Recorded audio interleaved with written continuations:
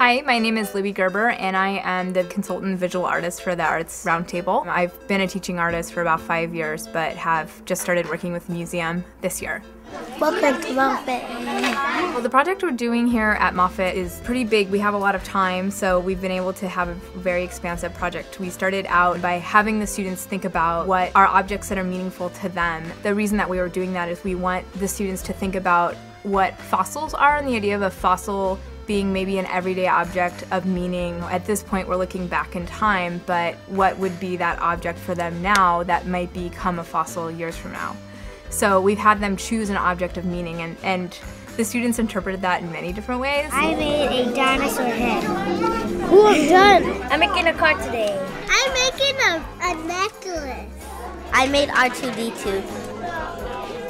I got to play with Play-Doh to make a sandwich. They all got to choose these objects, and then they practiced sculpting by recreating that object. So they would actually have the object here, and then they're using clay to recreate that object from life. So that's a very specific skill that teaches you how to observe. Do you think you'll make it flat? Or do you think you'll make it like it would look like if someone's head was in it? So after the students recreated their object, they then took that object and embedded it into the Adobe bricks that they made.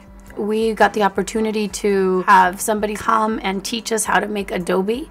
It came from someone who actually did it back in Mexico. This is my dad. This is Sophia's grandfather. My name's Margarita Fernandez. I'm a first grade dual language teacher at Moffett Elementary. It was very rewarding because I had different parts of my family be part of this project with the Natural History Museum. I had my own dad come by and talk to the students about how he used to make Adobes and the materials he used at the time. Okay, that's the mold that's gonna make the Adobe brick, and he needs to wet it so that when he lifts it up, it can come off.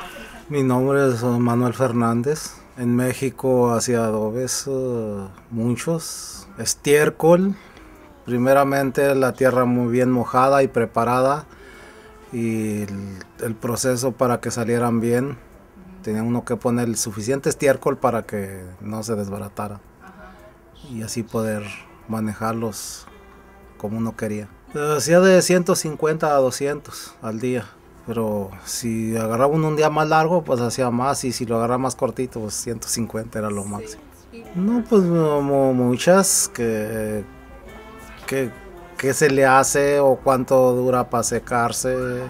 Nunca me imaginé, porque realmente era un trabajo que pues lo hacía uno, y pues cuando dejaba de hacerlo, por lo regular quería olvidarlo, y venir otra vez pues se me hizo emocionante de todas maneras. It's coming out. I see It's better than the first one. Yes. Oh, look at that hard side. Look at that. Whoa. That was really exciting to see my students so engaged and quiet, just listening and looking at my dad. We had the majority of the students say that it was the most fun they've ever had in school, and so that's very rewarding for us. And that was very rewarding for him as well, to come back and celebrate what he used to do many years ago. No, the way that we made the Adobe bricks was pretty simple, actually. All of the kids grabbed a whole bunch of dirt and poured it into these big black pans. So what you want to do is fill this thing up 10 times. You gotta use your hands. Okay, there's one. Are you counting over there? How many do you have? You guys 3. You Good, that's We good. found the worm. The worms are very healthy, and they're really good for our soil. Yeah. What does it feel like? What's the texture? Don't squeeze it too hard. We don't want to hurt it. Very gentle. Touch it. Icky. Really icky. Okay, you guys in this group, are we ready to mix? Yeah. Then they took bits of sisal, which is a kind of a fiber, mixed that in. Where are these called? Okay, no more. We don't need that much. That's enough. And throw in some water, and then it became this kind of uproarious mess.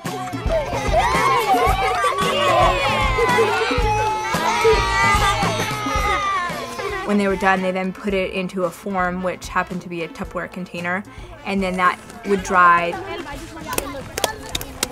They embed their object in there, and then those bricks become building blocks, so then they can create a structure out of that.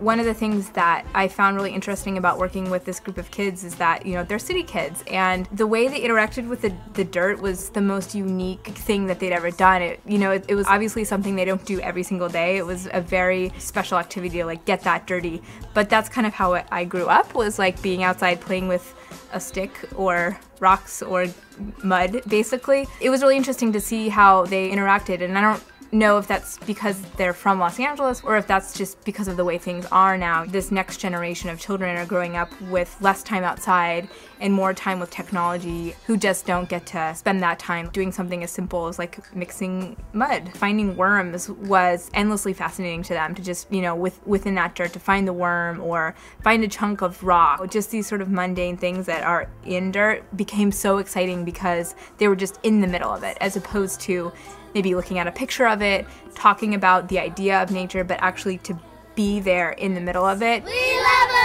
Adobe! Their energy level was completely different. They were just so engaged in that process of actually being in there and interacting with nature in such a direct way, with like it being all over, that completely covering them. There's something really exciting about that. Since our significant question is, how do I describe our world? And most of our students are English language learners, that means we need to take it to another level to get our students to describe and to learn. Most of school is inside. We would love to go outside, but with the way the days are, it's really most inside learning. So when we went outside, we said, look for things, just observe. And when you're done observing, observe some more, look closer. I had groups of kids following me around, wanting to point out the blade of grass and how long it was and how pointy it was, and the bark of the tree was incredible to them. It was rough on some parts, it was smooth in other parts. That was language they didn't use the day before, but we called attention to it. And I think the aspect of bringing in the natural world and really being in an environment where they could just explore really made a big difference in terms of what they retained. And still today, when I asked them about texture, they could really tell me what the textures were and not just use hard and soft, which is what they came in with. They had bumpy, they had grainy, they had pointy. And I think that in relation to what they did at the museum, with seeing all of these objects contextualized in this such a different space, really helps to solidify this new knowledge that they've gained and the new language they've gained. Projects like this with the Natural History Museum, I feel like it gives us a second wind as teachers when we're starting to feel burnt out with tests and test scores and the paperwork. Things like this remind us of why we entered teaching in the first place.